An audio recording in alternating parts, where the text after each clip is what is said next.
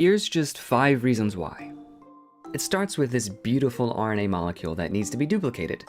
This can't happen prebiotically. Notice that the template RNA is unfolded. RNA like this has no function.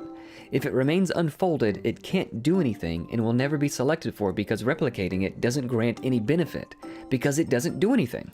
But if it was folded, it couldn't be duplicated. And the colder the water is, the more likely that it'd be folded up on itself as well. This handsome RNA also isn't bonded with anything else. Unlikely, especially considering that it could bond with itself and the overwhelming amounts of garbage floating around in nature, other interfering molecules and ions getting in the way. But water would also prevent the bonds we want, because hydrogen bonds between a nucleotide and the water itself are stronger than they are between individual nucleotides. In other words, these molecules are not single and ready to mingle. They've already got a honey. They also show free nucleotides in high concentration floating in water. Where do you even get high concentrations of free nucleotides on a prebiotic Earth? The same place you'd find high concentrations of free $100 bills.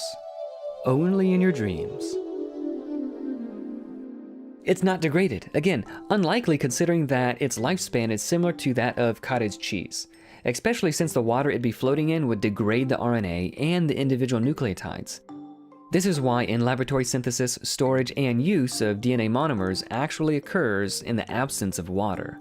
Not to mention ions that would damage the RNA, especially divalent cations like magnesium that cause RNA to cut itself into tiny pieces.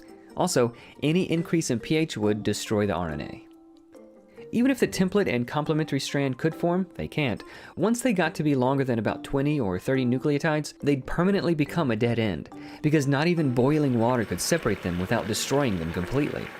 So when this video says, "Here's how it works," you should translate it in your head to be, "Here's how it doesn't work, but we need it to work this way for our hypothesis to have any hope, so please be nice."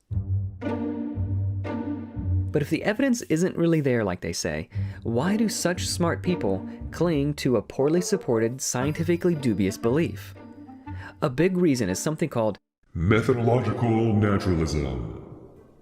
This is a hidden philosophical starting point that ultimately assumes only one possible explanation: natural causes, no matter how remote or impossible the odds, and ignores all others, no matter how face-slappingly obvious.